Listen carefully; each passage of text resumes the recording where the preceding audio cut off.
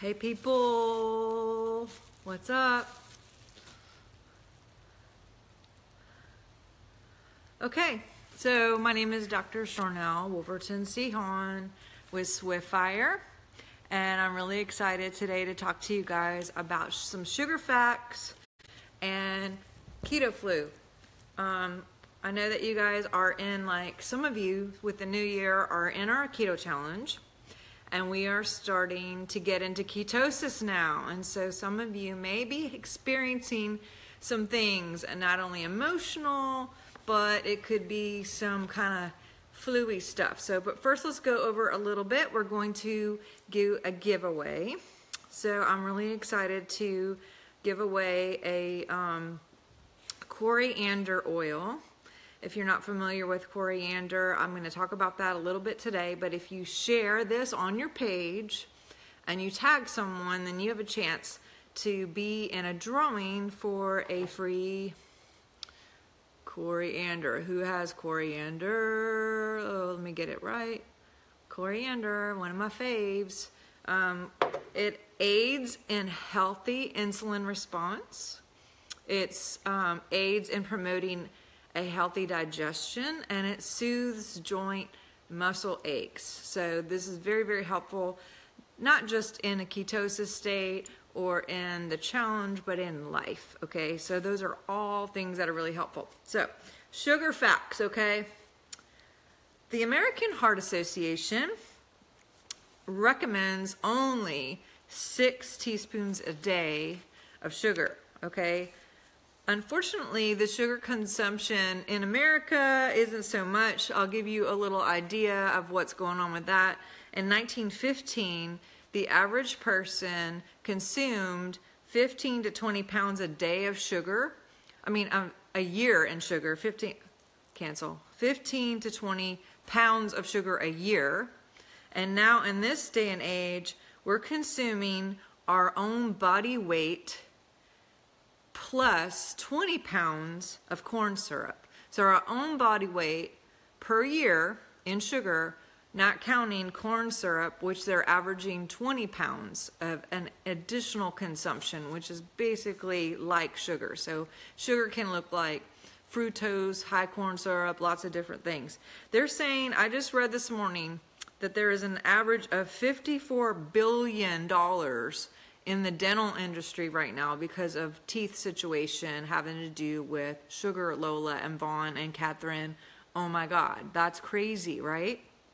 So, of course we know that sugar, Google it, you guys, it's linked to all the diseases, okay? So we're talking about diabetes, autism, heart stuff, cardiac, fatigue, the C word, cholesterol, and of course, weight gain. Said that backwards. I'm here. So we know that sugar actually causes inflammation.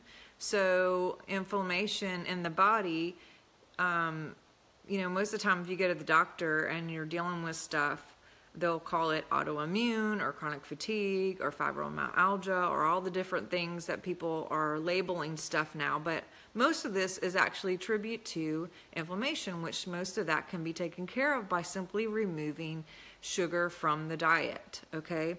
So sugar, let's talk about soda. I've been off soda since 2009, just because America especially, and not really the world, because I've been to Europe, I've been to 44 countries, and in the past, Europe wasn't as much in the whole American diet thing, but it's changing a lot, and soda is a big culprit of that.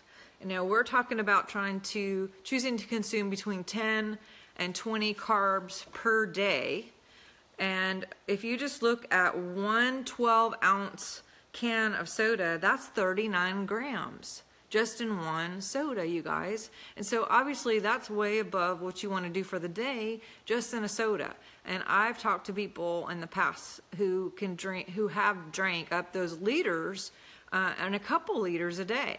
And so that's really not good for you, and it's not where we're going. I'm going to do a whole video on different drinks that we can have, Of course, we want to have water, but I'm going to do a whole video on that too. So let's look at even coffee. Okay, I love coffee. Coffee's great. I actually didn't even start drinking coffee till I was 40 years old. Okay, why did I wait that long? I don't know.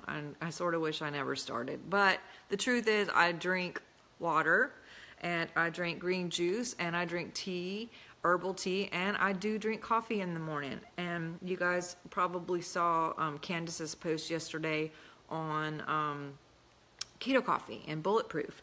But one white chocolate grande from Starbucks, nothing against Starbucks, non-fat, no whip, has 56 grams of sugar in it, y'all. Okay, if you're doing it 10 to 20, that's 5 days worth right there. Wendy's green tea, we found out yesterday from Giovanna, who's on. She got a tea going through the Wendy's, and nothing against Wendy's, but be careful when you're going to get stuff, because you could think that it's good for you, and she thought she was making a healthy choice, but then when she got knocked out of ketosis and she looked at her chart and Googled to see, I just Googled this morning, it's 33 carbs for a tea. So make sure that it's not a sugar tea, and make sure that they're not hidden sugars in the tea as well, because even if it looks like it may be good, like you see all these green juices and things that look super healthy, but look at the carb count, okay? And tomorrow I'm going to do a specific video just on measuring labels and how to look at labels. But so no, not 33 carbs in a day, not going to be good.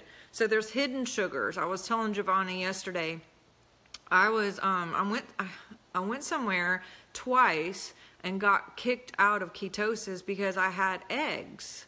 And I'm thinking, this is good. Eggs are good. Eggs are low carb. But then I got kicked out of ketosis. And when I went back, I realized that the people who were cooking the food were not giving me real eggs, that they actually were doing it out of a box. It was a box of eggs that I saw someone put it together, and so there was milk and who knows whatever else. And to be honest, when I asked them at a different place, I was at the Hampton Inn that morning, and I saw the lady coming out taking an omelet to bring to me, and she took it right out of the microwave. And they send them frozen omelets, pre-made, already folded, and then they just stick them in the microwave, which, get rid of your microwave because it's radioactive and radiation in your house. I have a whole video on that. Go to YouTube for some of these videos. But and then the other eggs that they were making were not real eggs either. It was out of a carton. And I said, can you tell me if these are real eggs, like you're going to give me a real egg and cook it in front of me, or if, you know, what the deal is. And she was like, I don't know, let me look at the box. And I was like, the box? And so she came out with her carton, and of course I looked on there, and there was sugar in it. Okay, they put sugar on French fries. They should put sugar in bread. 2 pieces of bread is equivalent to 1 Snicker bar, y'all. You might as well eat a Snicker bar if you're going to eat some bread. So I'm telling you, there's sugar in things that we just would never think that sugar is in. So just be careful. Obviously, anything white, potatoes, pasta, cereal, what else? Pancakes, you know, cookies, cakes, and things, we know that's sugar. But just be careful, because there may be things that you're eating every day that you're not realizing has sugar, or it could have carbs, which basically converts to sugar. So hidden sugars, be careful. So that's just some basic facts about sugar in this American day. Like I said, if you could get off of soda, that would just do amazing things for the whole entire country, because we wouldn't have the bills that we have in the industry of dis-ease if everyone could just back off. So now let's talk about keto flu. Okay, first of all, what is keto flu? Keto flu, you know, especially the first two to 5 days when you're getting off of sugar, there are can be some things that could feel fluish for you. And not only like achy kind of stuff or whatever, or a mild higher temperature, but you may have some mood swings, y'all.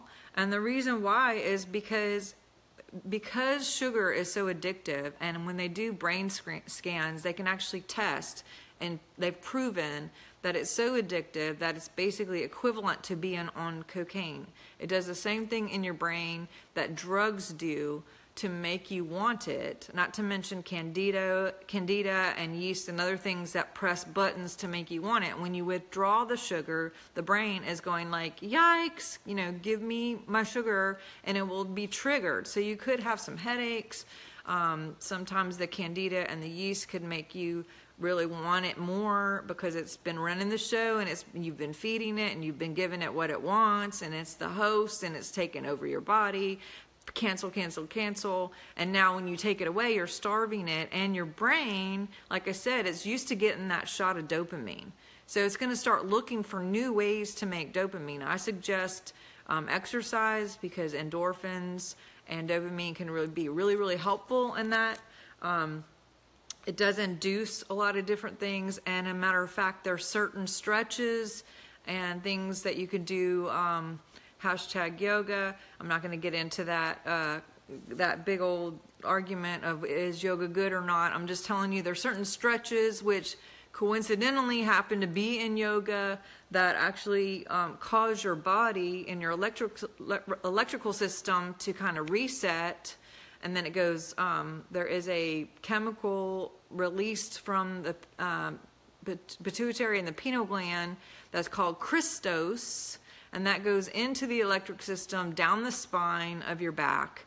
It shoots off and fires off and hits all the electrical parts of your body. And then when it comes back up, it actually looks for dormant brain cells to ignite. So that's good news. And so not only are you getting the benefits of endorphins and dopamine and getting that shift from used to being on sugar to get your fuel and your dopamine and your endorphins, but now your body is creating that too. So when you exercise, not only will that help with all of that, but when you do certain stretches, then again, you can do some other things too, where you can get your brain going back. And we're going to talk about the brain stuff too. So in the absence of sugar, again, you can have some withdrawals, but I do suggest getting on exercise. I do have a couple essential oils that I would suggest too that can help with that. Of course, coriander it aids in the healthy insulin response, and so that's going to be really helpful. And also dill, which, you know, yes, you'll smell like a pickle for a little bit if you're okay with that, but I'm telling you, it really helps a lot in that whole healthy insulin response and any kind of extra sugar cravings you may be having, or anything that your brain is trying to do to get you to take more. The second reason why you may have some issues with keto flu is because your body has been used to using sugar for fuel, and now it's needing and increasing and creating more enzymes to break down the fat and to convert the fat with the ketones into your fuel. And so with that need more enzymes, obviously it'd be really helpful if you can eat anything plant-based, because that is going to be loaded with great enzymes. Our food in the past had a lot more enzymes than it does now. It was grown different, and so I'm encouraging you to take enzymes as well to be helpful. My favorite one is essential enzymes. Take them with meals, take them in between meals. But I'm telling you, because of this new thing of before you were using the fuel of sugar, now it's like your body may be taking a little extra energy just at the beginning to create and increase the enzyme load so you can actually convert the fat into fuel. And so another reason why is because you're detoxing, guys. I don't know if you know this, but fat actually hold on to chemicals and toxins. It's true. And so it's kind of hidden in there when you're using things like bleaches and shampoos and Febrezes and all the cleaning stuff that's environmental stuff for the parasites and ticks and fleas and whatever sprays, perfumes, all those things are chemicals and they're not good for you. And so your body kind of absorbs it into the fat to keep you protected. So if you're melting your fat with the ketones, these toxins are being melted and going into your bloodstream, and it's looking for a place to get out. So I'm encouraging you, drink lots of water. Okay, it's very, very important to drink water. Make sure you're exercising so the circulation is flowing this out. And go do something, get a massage or a raindrop or infrared sauna. There's a lot of different things that you could do to kind of get all that flowing out as much as possible. It's very, very important. So again, if you're feeling any of these things, this is temporary. It's going to be fine. But these are some things to help. Okay, also, you might want to bump up your potassium, your magnesium, and your Bs. Bs are really, really helpful. Again, I mentioned potassium earlier, and I mentioned the greens to kind of help clear out all this stuff. Multi-greens are one of my favorites, so definitely check that out. But you can get it in kale, avocado, lots of different good for you greens that you can add to your diet. But again, these are my favorites. I also like juicing greens. If you don't like eating them, you could juice them, and that'll be really, really helpful. So just a recap here, because I'm going to go ahead and end this. Oh wait, two more things. I wanted to add ocotea. Someone mentioned earlier. That's one of my favorites. It happens to not be in stock right now, but ocotea is a great aid and health, a healthy insulin response. And sleek tea, which has high loads of ocotea in it. So if you have either of these at home already, then these are really, really great and helping not only with that, but lots of other amazing things. And so to recap, okay, hang in there. It's not that far, the 2 to 3 days. And again, once you get past the 4th, 5th day, you're feeling great. Your brain is like clear. You're getting rid of all that fog. Studies show that when you get into ketosis or even intermittent fasting, which we talked about yesterday, that you actually create and sprout new brain cells. Kind of cool. And so between that and doing some stretches for your Christos to be released and go down your spine and come back up and look for dormant brain cells, that's why we get such clarity in this. Is I'm telling you, when you get that sharp brain back and the high energy and all the things that help, I'm telling you, will be like, oh my God. I mean, my kids... The other day we went to the movies before we started this, and I noticed that I had my yoga pants on inside out for like the 3rd time in 6 months, and my kids were like, Jesus. And so yes, I'm ready for my keto brain to come back and for that fog and whatever to go away. Okay, so recap, hang in there. It's only 3 to 5 days. Enzymes. This is my favorite one. I love it because it comes in packets. It's easy to travel with. You can stick it in your purse. The detoxymes are really good too. I didn't bring those with me, but enzymes. Drink lots of water. I mean, a lot. I got my water here. I'm constantly drinking. I used to not. I'm getting better. I'm doing my lemon water oil in the morning and at night. But yes, drink your water. Exercise to get that circulation and blood flow and the cardio going. That'll help move all this stuff out that you're really needing to move out. Even if you don't feel like it, get out there and walk at least 20 minutes, okay? And then again, oils. Dill, coriander, ocotea. And I would actually I'm also going to throw in this one in here too, cistus. And studies have shown that with cistus, it helps you say no. I'm just saying. So definitely check these out. Call a friend if you're really, really in the place where you're just like, I don't feel good and I'm having issues or whatever. Call your buddy, text your buddy, help them to root you into permanent victory and remember your permanent victory. And lastly, again, B vitamins, multigreens, to make sure to get this flowing out. Lemon oil is also really, really good to help kind of detox and get things moving, especially with uric acid. So again, I'm not telling you what to eat, okay, because you get 10 to 20 carbs. You could spend them however you choose. We're going to get more into recipes and snacks and drinks and stuff. I'm not your dietitian. I'm not your nutritionist. I'm a naturopathic doctor. I'm not your lunch lady. I know this isn't a lunch lady hair net, but for the visual, I wanted to give you this. But I'm a doctor, and the word doctor actually means teacher. Teacher. So I'm here to educate you. Yeah, I know. I'm here to educate you, this girl. I'm educating you on making the right choices for you and your family. So I'm not going to hand feed you everything, but I'm going to give you some tips. I hope you will follow those tips. And I love you so much. I hope you have a really, really great Saturday. I'm about to go over to a detox foot party, and I'm really happy about that. I will talk to you tomorrow about measuring and looking at labels, and don't forget that. So it'll be 2 o'clock tomorrow. And again, share this and tag someone, and you have a chance to win a coriander today. Okay, I'll announce the winners in 2 days, and I will be announcing my last giveaway in a few minutes here. So, mwah, I love you. Bye.